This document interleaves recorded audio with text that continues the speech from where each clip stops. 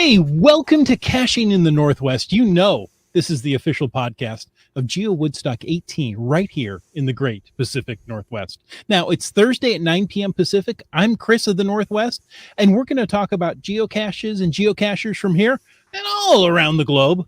So while you're giving up on Cinderella teams, we'll be caching in the Northwest. And tonight we're talking about Signals Labyrinth. Sounds very ominous. I have no idea what it is. I'm excited to learn about it. And if you want to learn about it, or if you know something about it, or if you just want to contribute a comment or two or a question, we all want to hear from you. Join in to the chat, won't you please? We know you will. We love hearing from you. I am Wits End, and it's time to bring in our labyrinthian lemur. Some say his tattoo artist charges him by the meter. And others say his personality, oh, well, it's sweeter than a Hallmark movie. All we know is he's called Land Monkey. Hey, good to be here. Glad to join everybody and our special guest, Genevieve. Nice to have you on the podcast. Welcome to the show. Thank you. Very excited to be here. Wonderful. That'll Awesome. pass. Sorry? That'll pass. Well, let's enjoy the enthusiasm while it's there. More or less. All right. Well, before we jump into tonight's topic with Genevieve, of course, a quick reminder that we appreciate the support of our patrons who help to keep the podcast coming each and every week. A special thanks to Land Sharks, one of our corporate Denali level sponsors. Folks, tonight is the final night. I don't know what's going on with my green screen back there. All right, I'm going to have to fix that later. Tonight is the final night for the huge Land Sharks annual sale. So get your orders in before midnight Pacific for any and all of the deals. Check it all out on landsharks.ca. And also remember, if you are interested in attending GeoWoodstock, registration packages are available. Sign up for that. Hey, and we are looking for volunteers. So go to the volunteer page, sign up. We'd love to have you help. That's at geowoodstock.com. And last but certainly not least, our other corporate Denali level sponsor. Well, that is Gold Country Geotourism. Visit exploregoldcountry.com to learn more about the Geo Tour and the region. Spring has sprung, the grass has riz. I wonder where the Gold Country caches is. Well, let's go find out. If you want to know more about supporting this podcast, well, why don't you click on that Patreon link on the cachingandw.com, a website.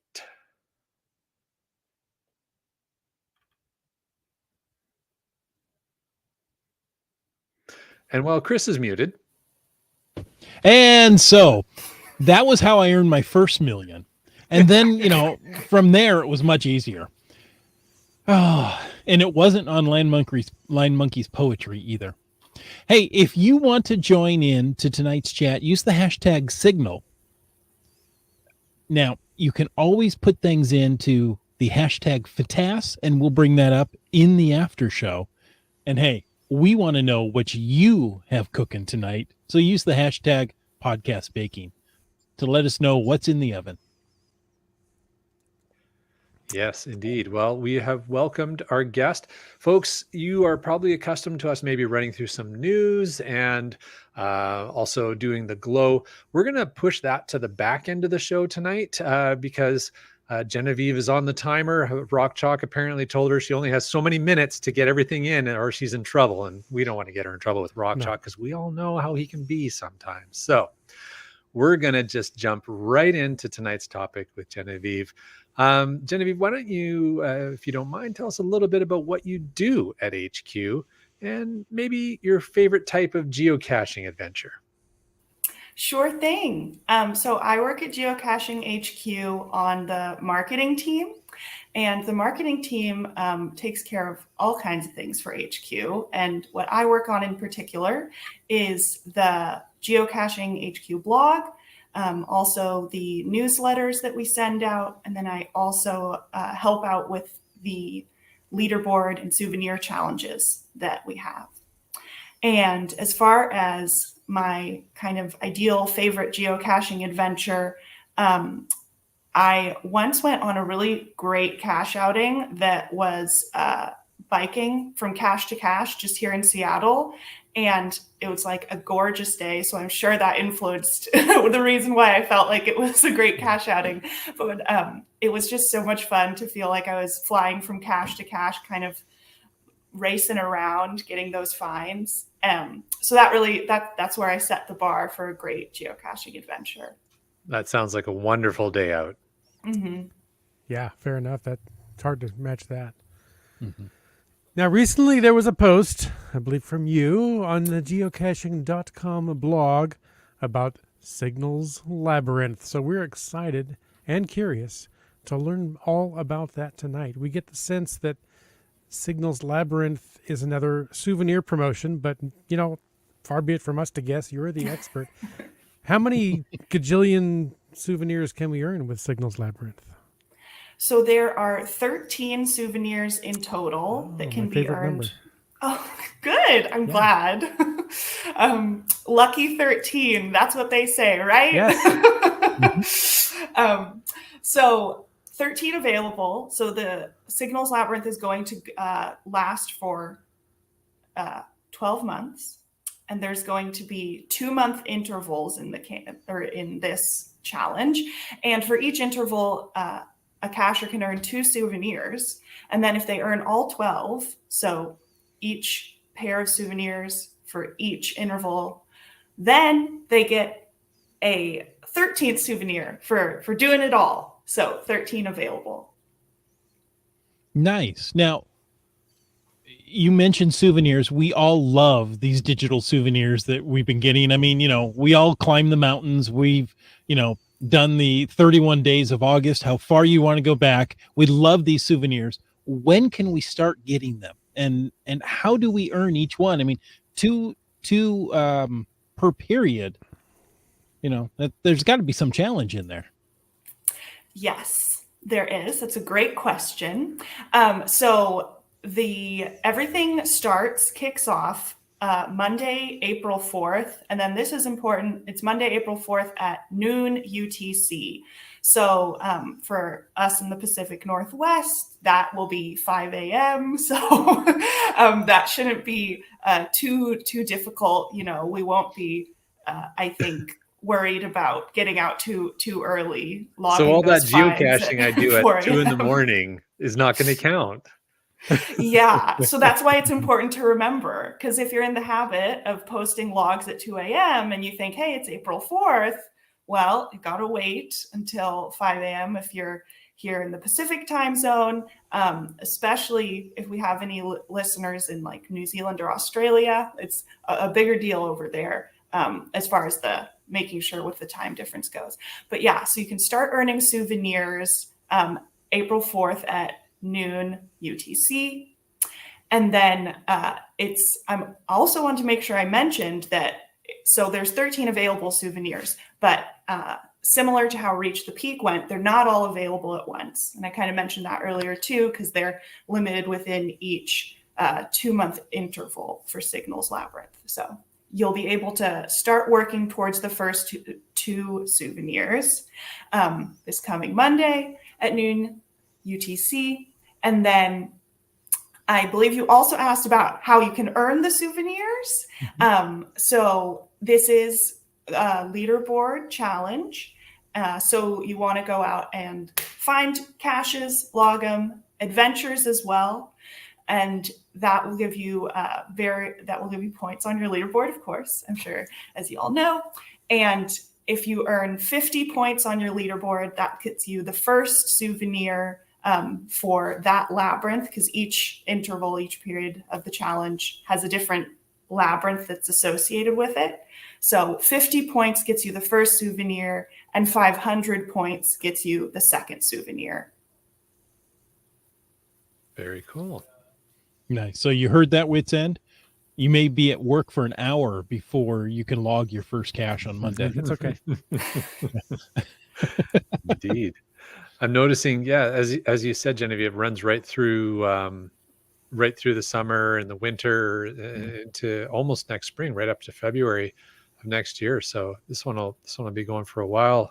C. Michelle is watching. Hey, C. Michelle says it's a really big deal here, and I guess that's in Australia. 10 p.m. AEST 4422. Very cool. I was just thinking, like, the Signals Labyrinth and with GeoWoodstock, and we're going to have the GPS Adventure Maze. So when it's time to do the August one, it'd be kind of cool to earn it at the GPS Adventure Maze. That might be kind of fun. But anyways, just thought occurred to me of the how those might align. But Always thinking.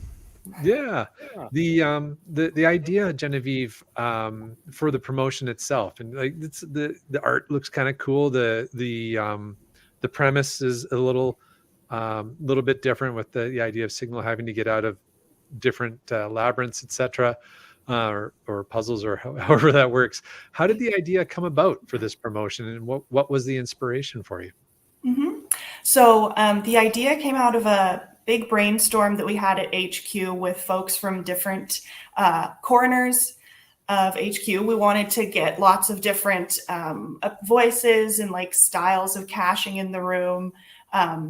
And so we came up with a bunch of ideas, and the things that were really kind of resonating for everyone in that brainstorm was the idea of Signal being a main character. We're a big fan of our mascot. He's a great guy. maybe you've met him before. Yeah, he's a lot of fun, and we thought it would be fun to kind of have a narrative, a little bit more of a narrative to this challenge. Sometimes we have ones that are really narrative focused. Some they're more kind of, the theme is slightly more abstract, but we liked that idea. So having Signal there. And then when we were thinking about the further about the narrative and the theme, we came upon this idea of like labyrinths, mazes, and also kind of, that fantasy element that we get when we think about labyrinths and castles and mystery. And we all got really excited about that. Also with labyrinths and mazes, it felt like a really natural place to go for this challenge, because labyrinths and mazes are familiar to anyone who gets really into puzzle caches.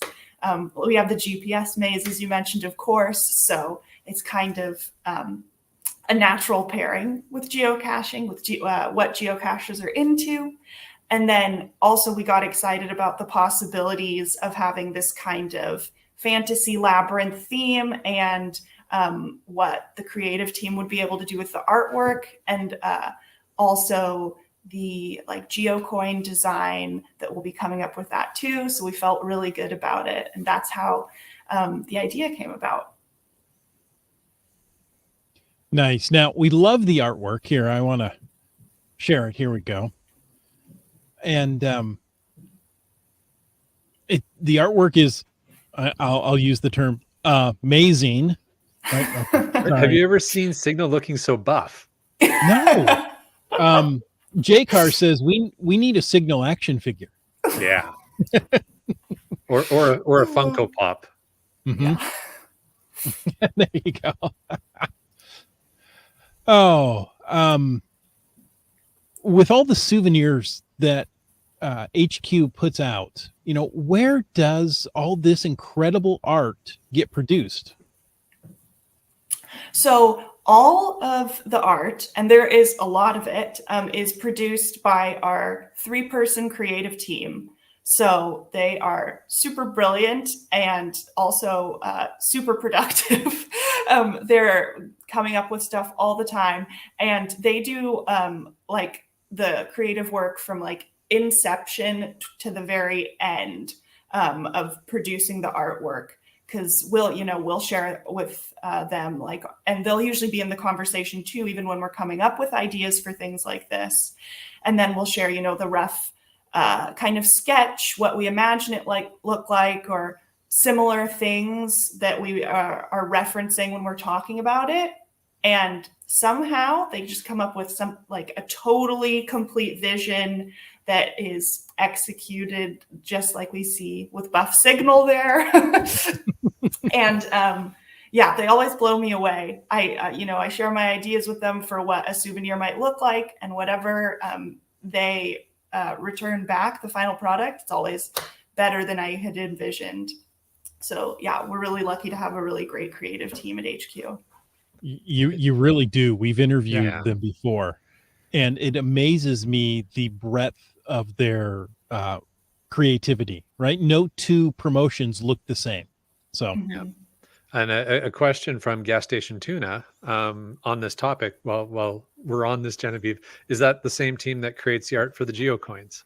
Yes. I think there are a few geocoins that are exceptions.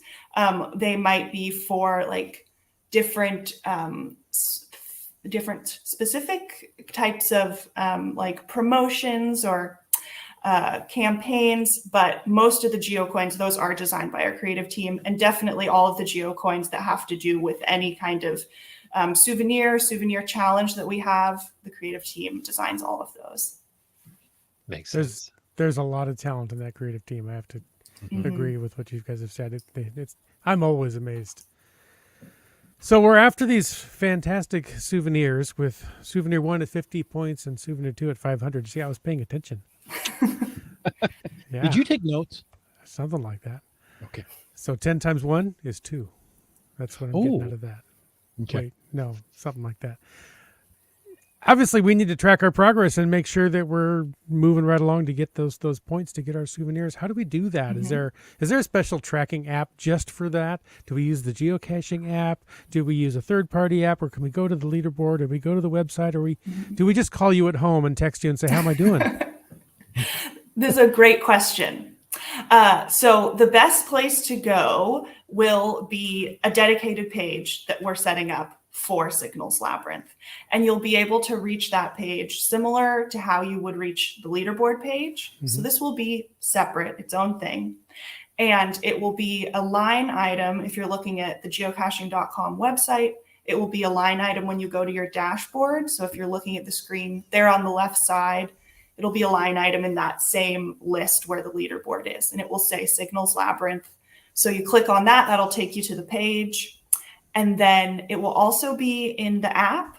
And in the app, it will be, if you go to your profile, you've got line items there. So there will be one there labeled Signals Labyrinth. Tap on that, it'll take you right to it. And what's really exciting is when you're on the page, the way you get to see your progress. So we'll have kind of that standard presentation you get in the leaderboard, where up at the top it'll list your points. So it'll be really easy to just, check and see how close you are to the first or second souvenir. But then we'll also have another great thing our creative team has put together is we'll have a digital image of a labyrinth, and we have a little signal that will be moving through it. Oh, So how cool. yeah, if you took part in Memory Lane, if you remember that, we had, kind of a game piece moving through that Candyland sort of design for a game board. So for this, we'll also be able to see the progress with that signal figure that will move through the labyrinth. Brilliant. That's awesome. Oh, Or that's creativity. cool. That's great. That's going to be so much better than the spreadsheet I want to keep.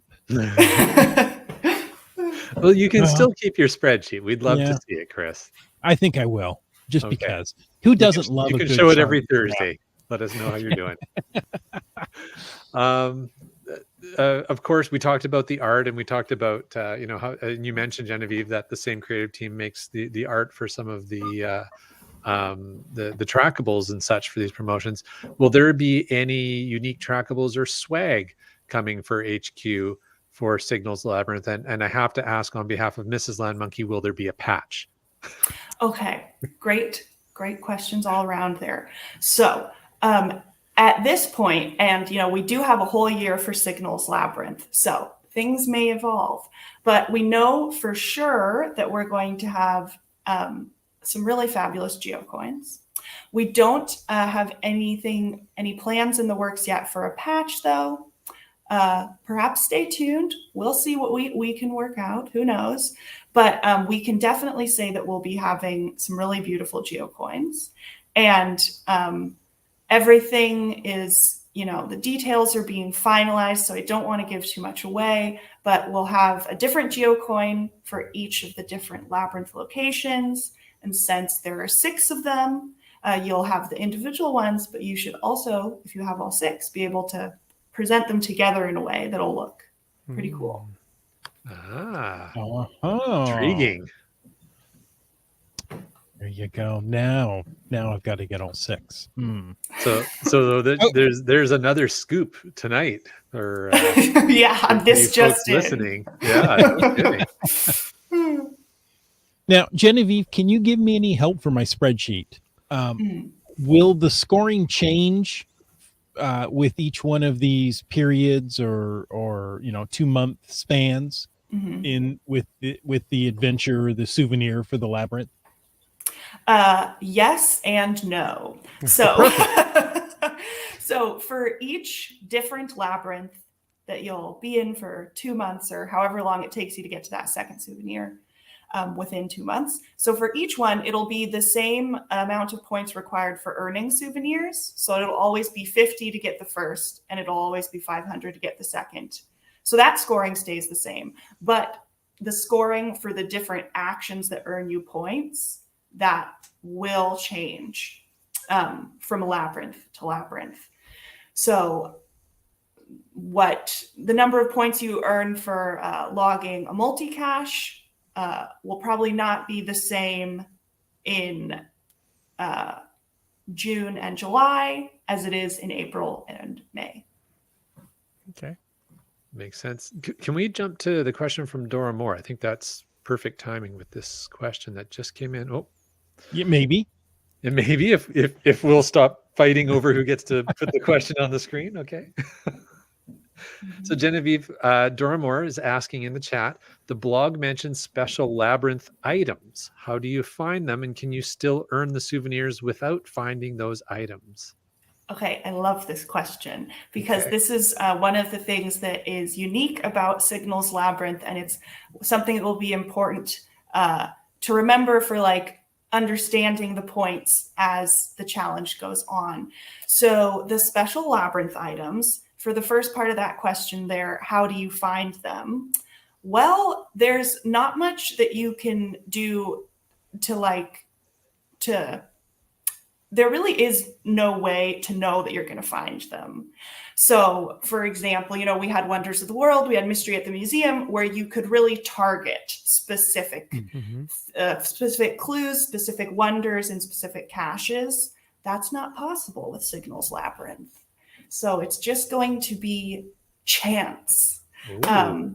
And each item is so there will just be one for each labyrinth. So for example, the first labyrinth signals in an enchanted forest, and he has to find fireflies that'll help light the path for him to escape the labyrinth in the forest.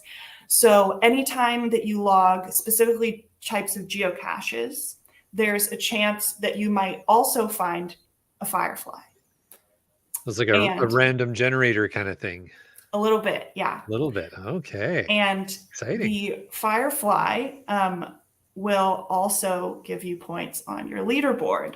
So, and it will be a pretty significant boost in your score. So if a cacher is lucky enough to stumble upon a firefly during this first labyrinth, they will be getting to those souvenirs at a quicker rate than cachers that aren't as lucky with that random chance. But I have a feeling most people will be able to find at least one. Okay.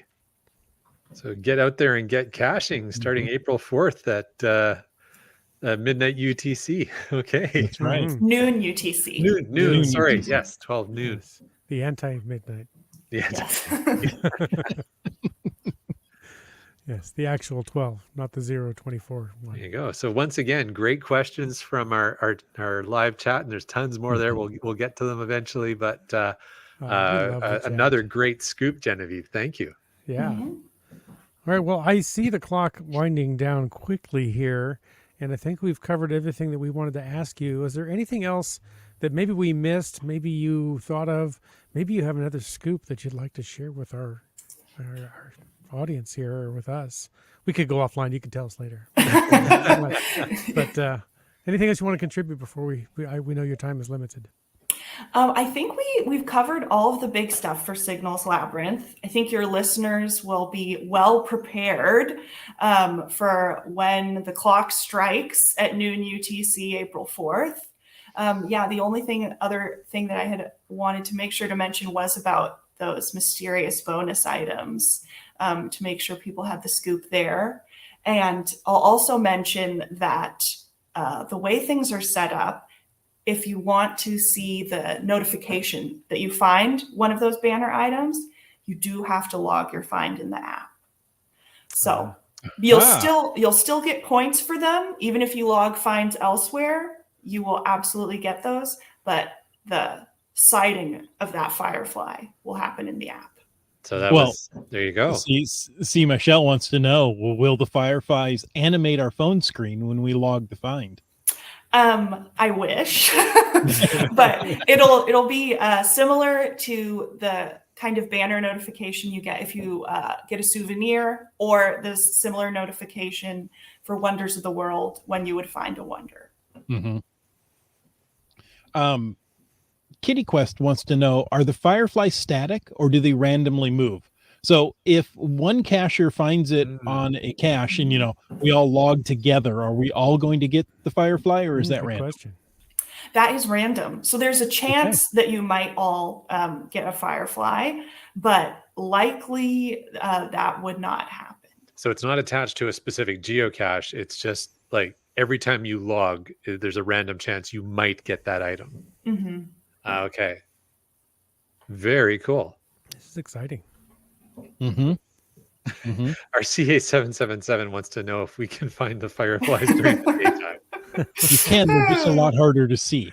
Yeah. Yes, exactly. Wonderful. Well, Genevieve, we want to respect your time, and we're so thankful that you came on the show tonight and you're able to share all this amazing early information so that we can be prepared to really have fun with this year's souvenir promotion, Signals Labyrinth. So thank you so much for joining us tonight. We look forward to having you join us again in the future. If there's ever something you want to share with our listeners, we would love to have you come back and join us. Well, thanks so much for having me. It was a blast chatting about Signals Labyrinth with you all. Well, thank you. You got out of here with 1 minute to spare. So we kept our promise. Thank you so much. Thank you very much. And listeners, thank you for tuning in this evening for another episode of Caching in the Northwest. Absolutely. And hold on, wait a minute. I just had a call coming in. Guys, do you mind if I just bring an extra guest? Apparently we just had some more geocaching news come in. Well, if you have to, I suppose. I mean, we don't do this, but okay, sure. All right. Chris, can you bring him in? Just so we're not fighting over it as per usual. There we go. Look at this. Hey. This thing on? Hey, RCA 777. Welcome back to the podcast. Hello. Good to be here. Yeah, good to see you. Now, you said you had some interesting inside scoop news about the game you were going to share. Yes, I was actually surprised it hadn't come up earlier, but I know there were some time constraints. So we've all been dealing with the changes just with the game. More people have joined in the past couple of years, and we've obviously seen a lot more new players who are involved now. And a lot of those folks are perhaps not paying too much attention to elements of the guidelines. It's a lot of people playing on their phone. So as in an effort to reduce complexity, simplify the game, HQ are looking at reducing the number of cache types.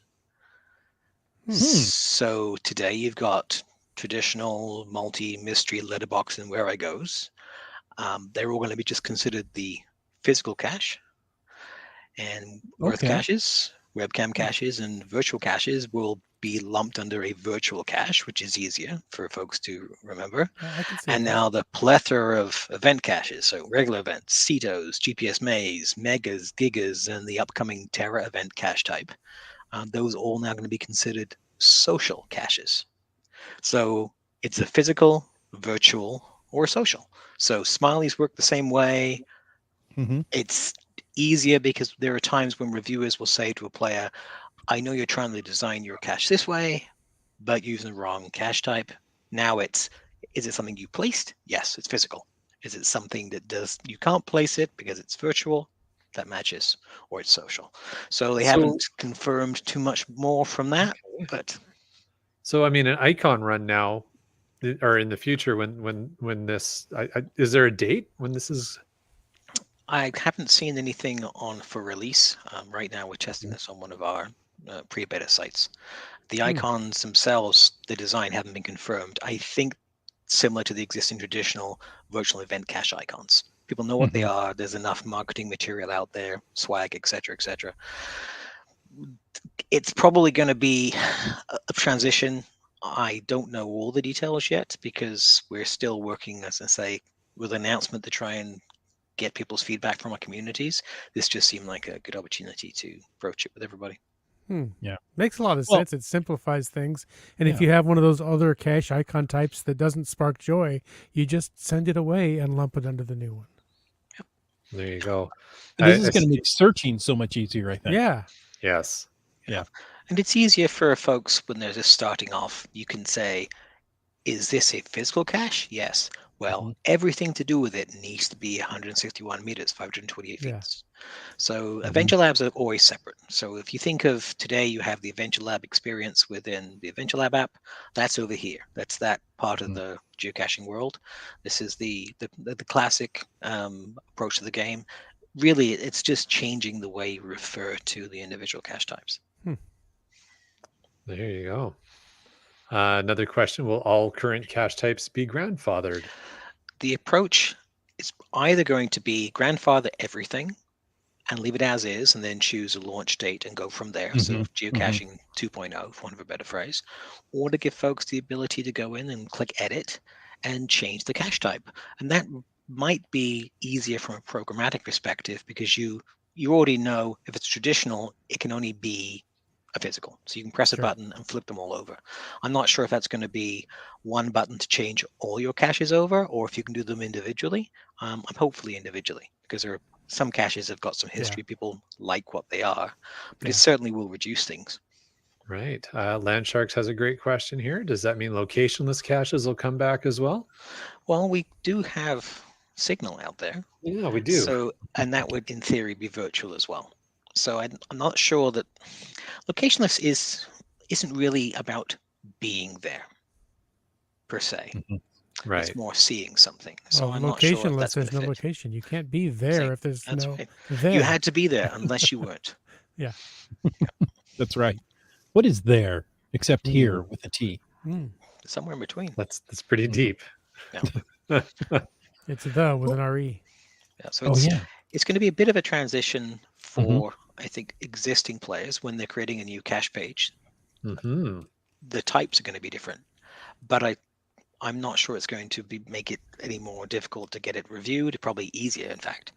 At the same time, if you're a new player, I think this is really drawn to making those folks connect more and engage more with the game, because there's far less for them to know. If you take a new player out with you caching and you'd start blabbering to them all these different things, remember this, remember that. If you go to the posted coordinates, it's one of these cache types. So this should hopefully make it much easier. Right. Well, on that note, I see a great question from C. Michelle we'll get to in a second here. But on that note, I was recently conversing with somebody who was working on developing geocaching policies for one of the land management groups up here. And they were confused around earth caches, and we're talking about how earth caches would need to be labeled on the outside so that people know. And I'm like, I'm not sure you want us to do that, but okay. Yes. Take a Sharpie and mark it on this erratic that this is now an earth cache. Yeah. Geological virtual caches. So HQ, it's a physical cache, technically. You but physically go there. That's what Houston, Texas Dave said. I expect they'll make an exception for HQ or for the things. HQ don't always make exceptions. They who have the gold makes the rules, right? Yes. So there's certain panache and a certain je ne sais quoi about going and finding HQ's cache, but it is physical, and that's probably one of the things they're still working out. At this point, it's gauging feedback from folks, because a lot of the time, the feedback you get from letting people know about this helps to guide the end result versus people who think they've thought of every option in a room writing a bunch of things and maybe not getting it 100% the first time. Right. Excellent. C. Michelle asks another great question. For existing challenge caches where you have to find more than 3 icons in a day, I guess those will just be grandfathered, and you Yep. just can't achieve that challenge anymore. Well, again, the Well, existing caches being grandfathered, Yeah. it might get a little tougher as folks through attrition choose to Mhm. change their icons over to the new style.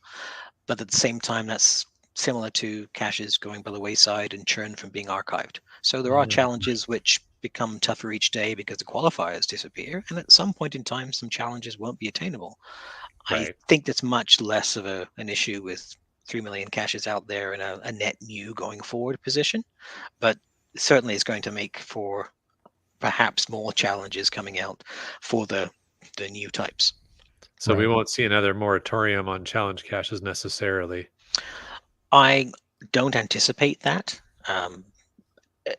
It's not changing too much about how you play the game or even how you review. It's just more classifying the cache types. Brilliant. Okay. Well, and you can still do the icon runs because not everybody's going to want to change their cache type. I mean, they develop this specific set of caches as a multi-cache, and they want to keep it that way. Makes sense. So, And even if people have got things branded, they've got shirts with icons on them. There's definitely that heritage to the game that still continues, but we also know that things evolve over time. Absolutely. So it'll be interesting to see how people first approach it. I'm also looking forward to hopefully a whole new batch of trackables coming out, all different shapes and colors. I'm hoping the new icons are at least a little bit different from the old ones. That'll make a big change. But the Terra event, for example, so I think it's a 10,000 person minimum. That's going to be something that's lumped under, and I think that makes it easier as well because it makes the playing field level. Folks will look at an icon and go to the event to be social. They won't just cherry pick the certain ones. They can tell by the number of will attends how special that is, which will probably reduce a lot of overhead for HQ because they won't have to keep counting attends. Yeah. Roy, is there a Terra event on the calendars? Like one of the Europe gigas is now Terra? Or I'm aware of there possibly being one in early 2023. Okay. But I'm not sure whether or not the organizers have been given the heads up yet. Very cool. Very cool. All right. I don't want to ignore all the comments. There's lots of comments in the chat. We can't keep up with all of them, but definitely, I think one of the key things we've talked about the date of when this change might take place. I think more than likely midnight UTC for sometime make sure very, very early April is probably. Make sure you check your app store for updates because with the launch of the Labyrinth at the same time, we're making sure that the app is up to date for all the new cache types as well. Right. Are there any fireflies involved with this? I don't believe there are fireflies. Okay. But great show. That would be. No, I think that it's going to be a transition, but if we look back at the transitions we've gone through before, and even things like the moratorium on challenge caches, the end result, I think people were happier with it. There was a little bit of a grumble during, so at least nothing's being taken away. I think it's just being reclassified, which is certainly a different take on it. There you go. So that's good.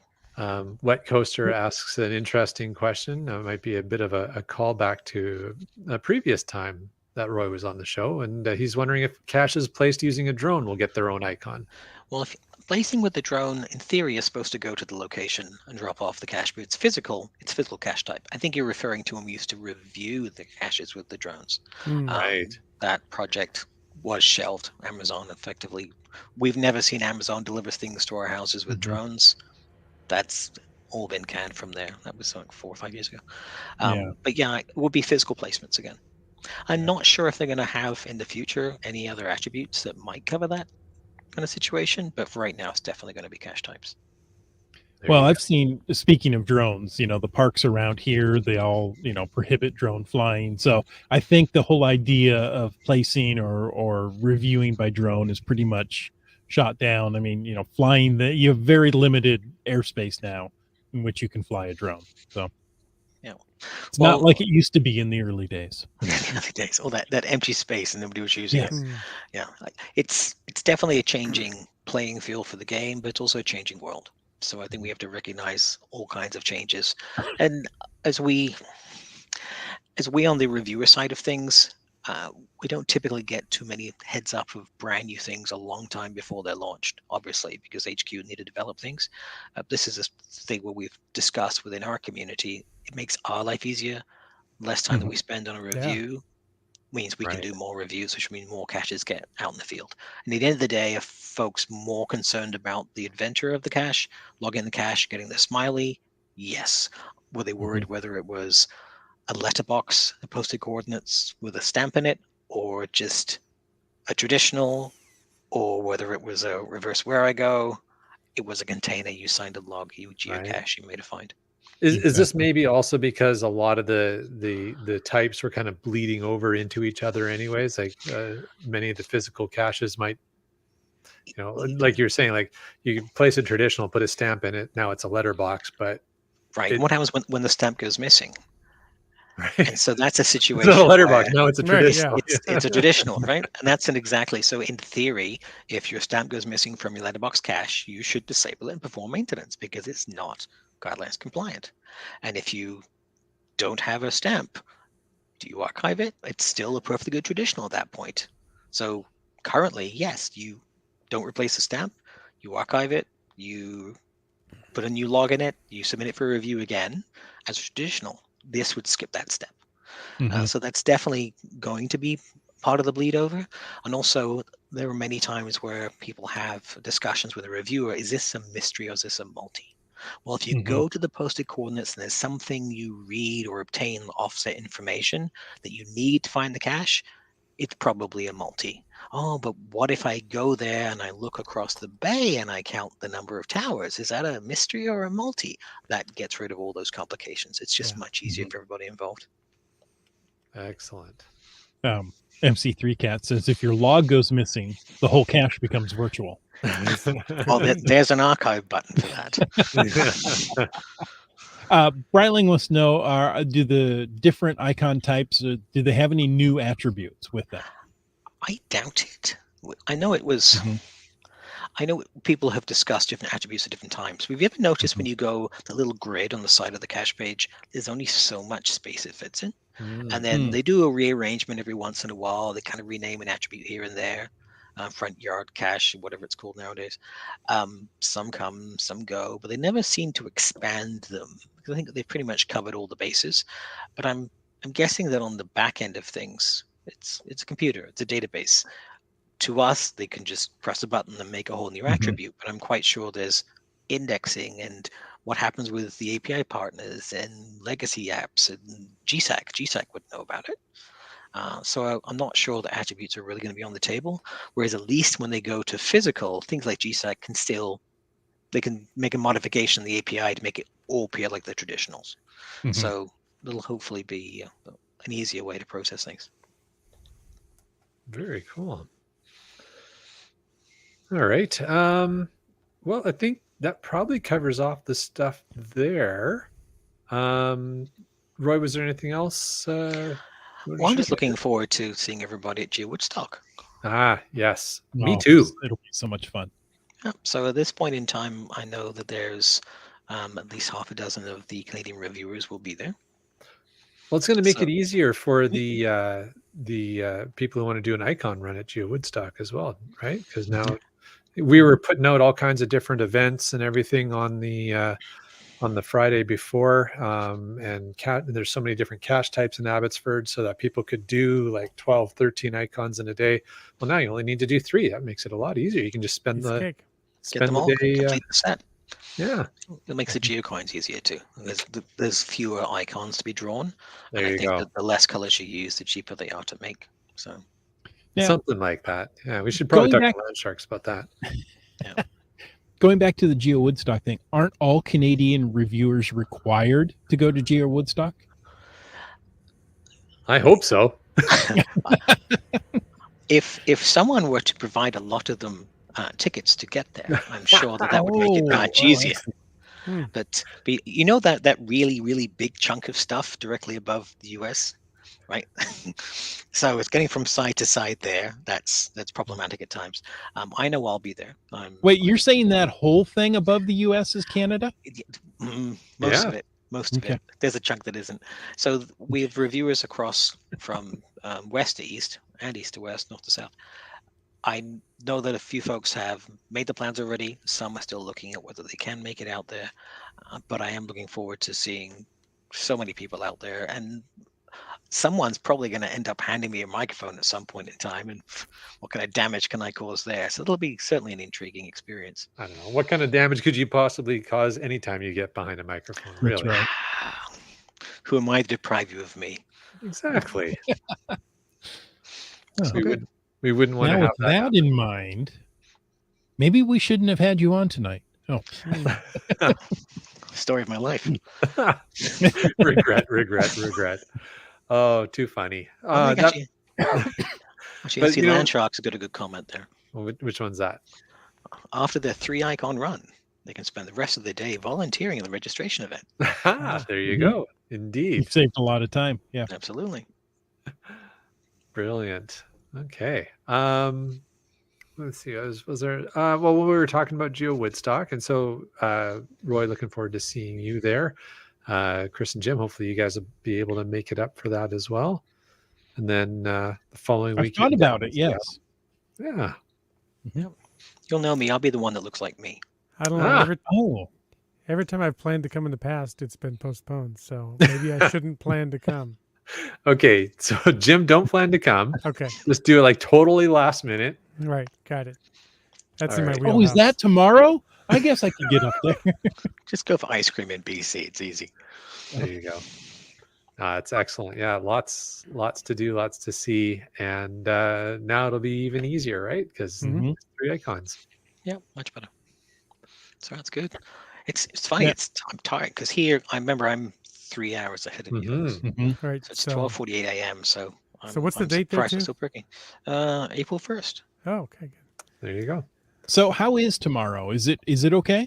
It's not bad so far. I haven't won any Okay. lotteries yet, so No, bummer.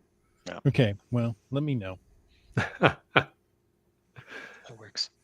do your best. Well- All right. Well, why don't we? I think we can. This move has towards been an the end odd here. show because it's kind of backwards, but not Yeah. quite. We just took bits out. So let us and know move if you things like around. it. Maybe a more information-packed show is something you were looking for. Indeed. But folks, thanks for tuning in to this unusual show. We hope you enjoyed it. We really did. And I want to take a moment to thank Land Sharks and Gold Country Geotourism and GeoWoodstock, our corporate Denali level sponsors. And GeoWoodstock is the event that we are the official podcast of. Landsharks.ca is the outdoor adventure and geocaching store. Last day of their sale. Get in there before midnight Pacific online. Check them out online, and they're shipping online orders all the time. So again, that's landsharks with the Z.ca. And again, as we always say, for absolutely amazing geocaching adventures, check out exploregoldcountry.com. And there's no time limit on that one. You don't have to get in before midnight or anytime UTC. But don't leave it too late, because there's That's true. amazing adventures to be planned for sure. And with in early April, no fooling, the Canadian border entry requirements to have a negative test are going to be removed. So it'll be a lot easier to come up here and explore Gold Country. So there you go. All right. We also want to thank our faithful Denali level supporters. That's Landsharks with the Z, Gold Country Geo Tour, Team Squirrel Groovy Owl, and Cashly, the geocaching app. If you want to know more about supporting this show, click the Patreon link on the cachingnw.com, a website. Like Boomer 365 did. That's Boomer with a B. Acrodoc has no bees, but But I was waiting for the. It's kind of leaving us hanging there, Jim. So much suspense. that's how I do Well, it. also the Geo Travelers. And you talks to rocks. And Kitty Quest. And asking wonderful questions tonight, Dora Moore. Our underground friend, Subway Mark. And Drexer. And T. Sayer. How about Segehove? MC3 Cats. As we like to say, terrible lunch, great geocacher, gas station tuna. Finally, her name matches her location, Peach of Washington. How about On a Boat? How about Wino Seattle? How about my friend M Nerve? How about Seebeck Tribe? And Korsgat. B Pendragon. Camp Clan? Kettlebarb. Kev MacD, the man of many suits. Antaeus? Alarobrick. Greenwords. Fairwood West? Udak. Geo Nav Pros. Logwork? Dickameganet. How about Keats 94, the very adventuresome one? How about 3 Hams and a Rose?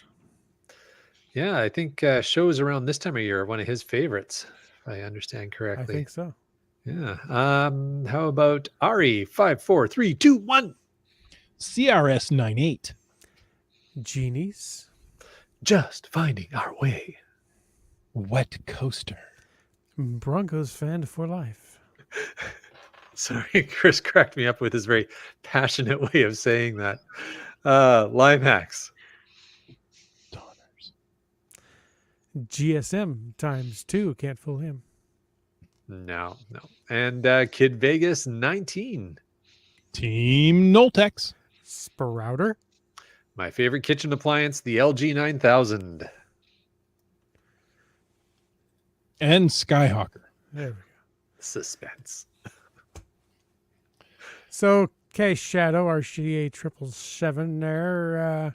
Somebody wanted to get in touch with you and ask you more about these cache types. How could they do that? Just reach me through my profile page for Cache Shadow online. That's the best thing to do it. And use the send email link. The message center, it goes off into an autoresponder bot because Okay. it's evil. It's evil. And as a reminder, it's already April 1st there, so you can cross that border without a test requirement. Right, but I think I've missed a Landshark sale. Oh, yeah. Well, no, Oh, they're yeah. sailed through midnight Pacific, I think. So. Oh, okay, just checking. There you go.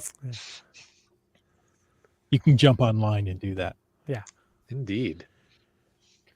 And folks, thanks for taking the time to listen to this episode of Caching in the Northwest. Your support helps keep the quality shows coming. If you like the show, click the Patreon link on the CachingNW.com website. If you didn't like the show, let us know what you want us to talk about. In either case, please subscribe on Apple Podcasts, Google Podcasts, Stitcher, iHeartRadio, Spotify, and more. Subscribe, give us a thumbs up, or even a review. You can call in to 253-693-TFTC and leave us a comment, ask us a question, or, you know what? Help us get over the border any time of the day or night. That may not be the sound advice I think it was before I said it out loud. Much better in your head. Yeah. It was, yeah. And of course, you can email us at feedback@cachingnw.com or at the Border Retention Center, wherever we happen to be. Join us every Thursday night at 9 p.m. Pacific for a live show and often livelier chat. The show is Indeed. produced by Chris Umfenauer, Jim Paulwitz, and Jay Kennedy. It's licensed under a Creative Commons Attribution 3.0 license, copyright 2022 by Chris Umfenauer. And folks, I ask you to stay tuned for The After Show.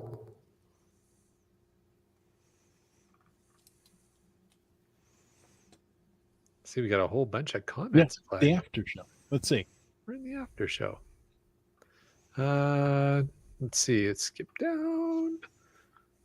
We had some podcast baking from Start Cacher, or as he Bacon? likes to say, hashtag podcast bacon. I could hang with him. Ooh. He sent us pictures before of his hashtag podcast bacon. There you go. He says, I ran out of cooked bacon from my last time about 2 months ago, so I am once again baking 4 pounds of bacon. It'll take 6 to 7 batches to do it all, and the house smells great. I bet it does. Sounds 4 like a Costco run pounds to me. in 2 months. I'm thinking you're not trying hard enough. Yeah.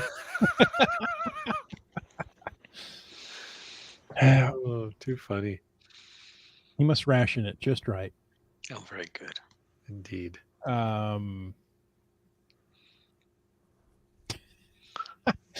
Oh, this isn't any Fatas, but Divino says, I think fireflies would give Signal heartburn.